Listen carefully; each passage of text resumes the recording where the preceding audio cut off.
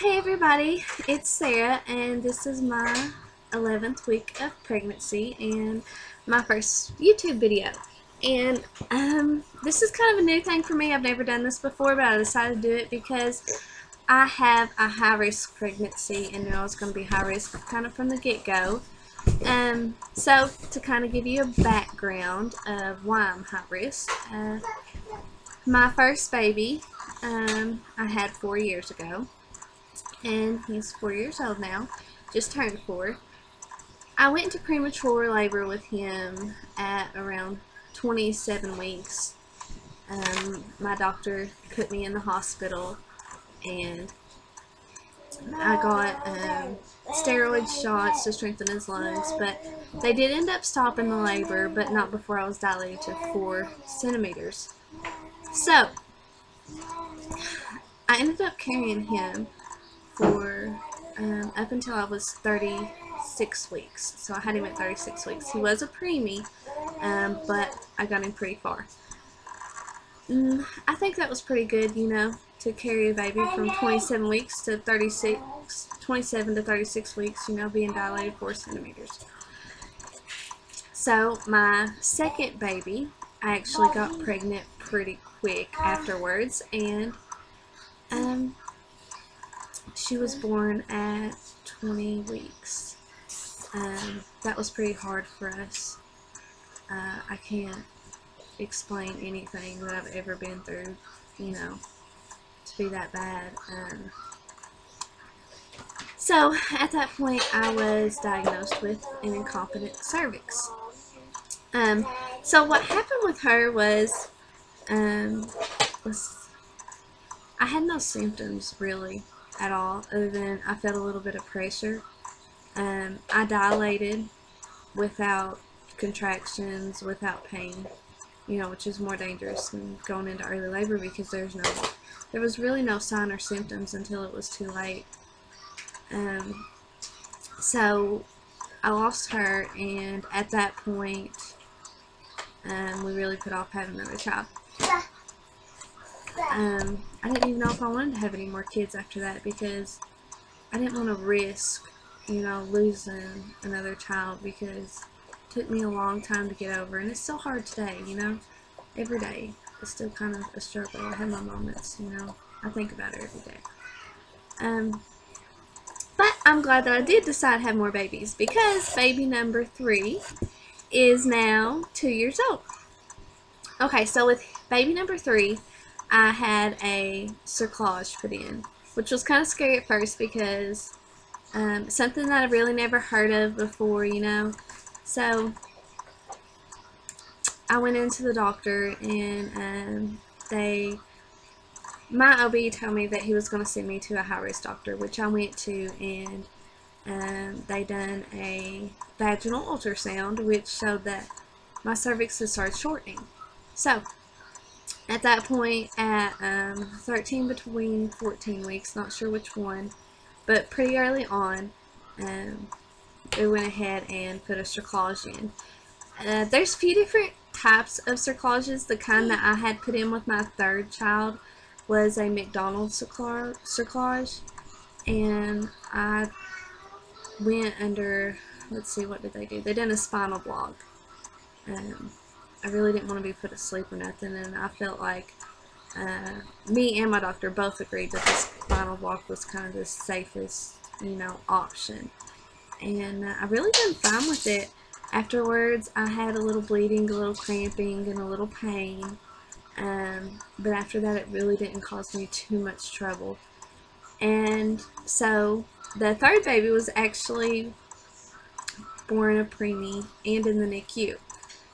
I hear a lot of success stories, you know, people getting cerclages and carrying their baby to, you know, 37, 38, 39, 40 weeks.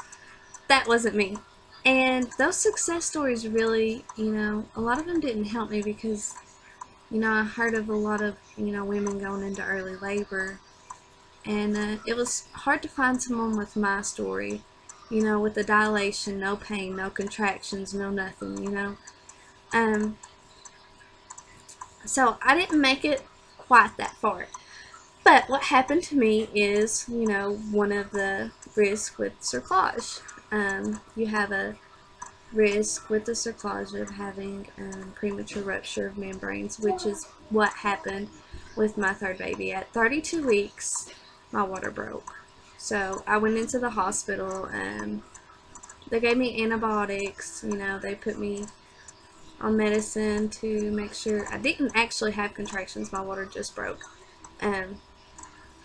But they monitored me and everything. And so I was in the hospital, and I had shown no signs of infection or anything, but after almost 2 weeks, not quite, I was almost 34 weeks, they went ahead and induced my labor. So he was born just a touch early. They did this because the longer I had went without my water breaking, we had reached the point to where they knew baby, you know, had a good chance of making it.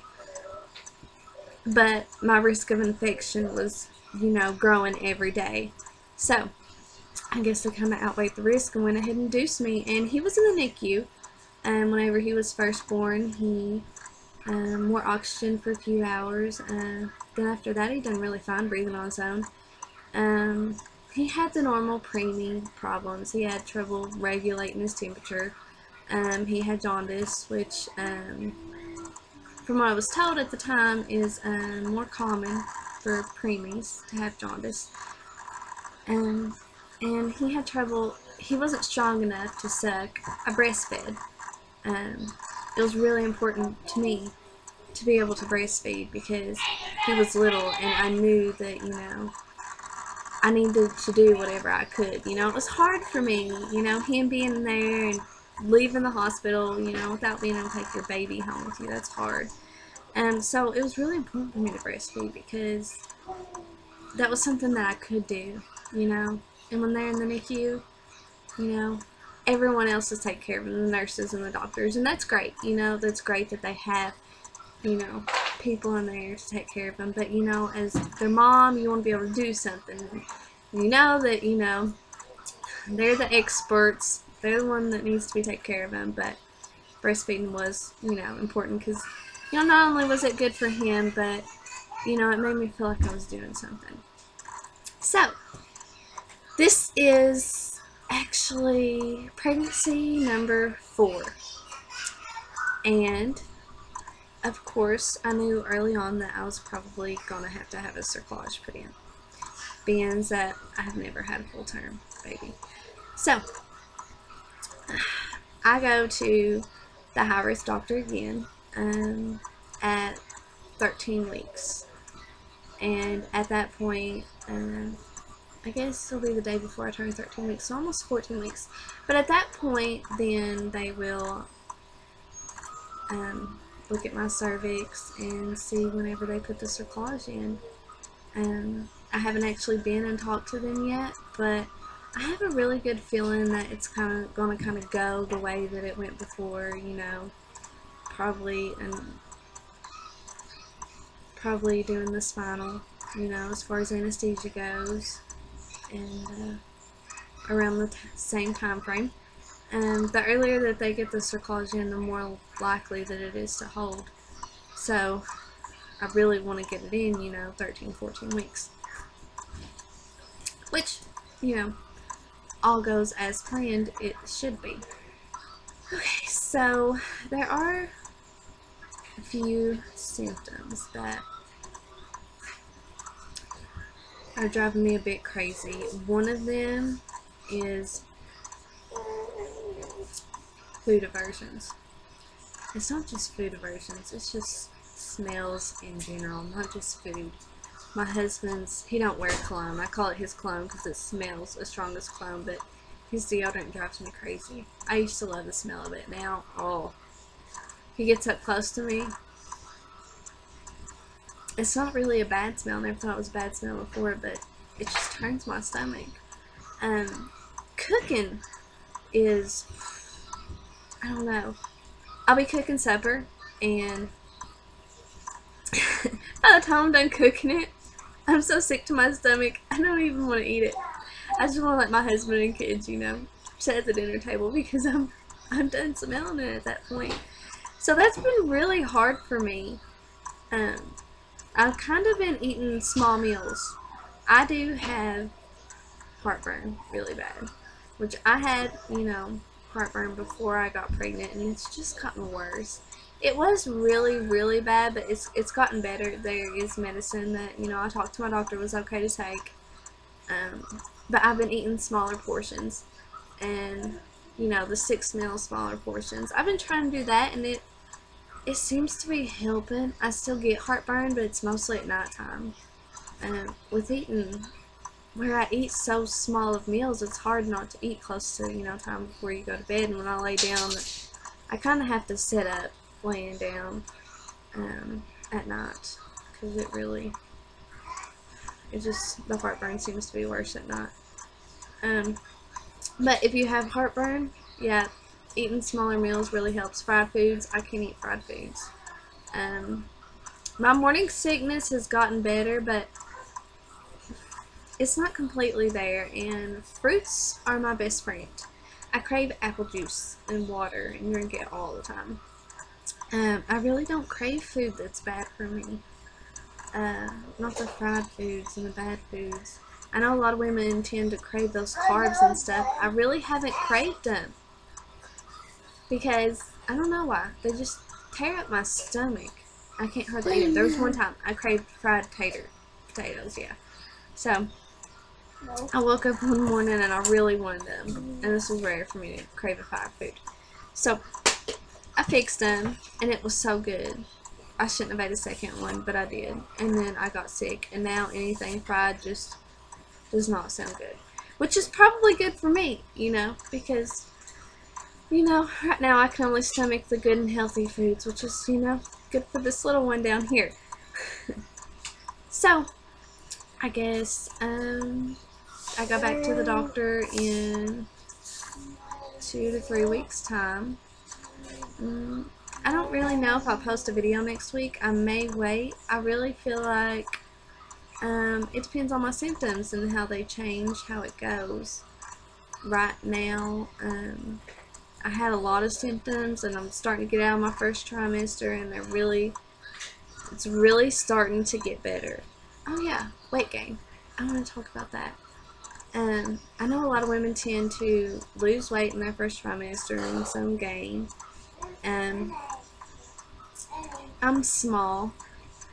I am, whenever I delivered my first baby, I think I weighed like 112 at 36 weeks. So I am a pretty petite girl. Not as much anymore. Still petite, but not that petite. So weight gain is really, my doctor seems to think it's really important, to make sure that I gain enough weight, for the baby to be healthy, which they really don't worry about as much until I get my second trimester. The goal was to gain, about 3 pounds in my first trimester. I have not hit that. I have gained a pound. That's it. My clothes are fitting tight. I can get my pants on and I can button them, but I can't wear them for more than 5 minutes. So I've already kind of went into, the jogging pants. I bought some maternity pants, which I am very thankful for. I've already started on the lotions. I know I've only gained a pound, but I can already tell a difference in my stomach. It's not really, I don't feel like it's getting bigger. I know it has gotten bigger some because, my pants ain't fitting me right. And plus I don't like wearing, I could wear those pants, but I don't wear them because, I think of all that pressure on my stomach, and on my uterus. I really don't know how much that could affect anything, but that kind of scares me. So anything like real tight fitting, I just, take it off and put something else on. Something else, looser. But, I don't want to be walking around in sweatpants all the time. So I went ahead and, got maternity pants because with, the fatigue and the throwing up all the time and all that, a girl's got to do what you got to do, to still be able to have some confidence in yourself whenever you're continuously, sticking your head in the toilet throwing up. So, really, I don't know what else there is. I don't know. Other than the weight gain, you know, I haven't reached that mark. I still gotta wait to get a week to go. I don't think I'm gonna gain 2 pounds in a week, you know, but I blame that on the morning sickness. Hopefully it gets better. I'm not gonna really worry about it too much until I get my second trimester. Then I'll worry if I don't really start gaining weight like I should be. But I think that's it for me, and whenever I figure out what's going on with the cerclage, when I have it, see if I'm having the same cerclage as before, then I'll let you know.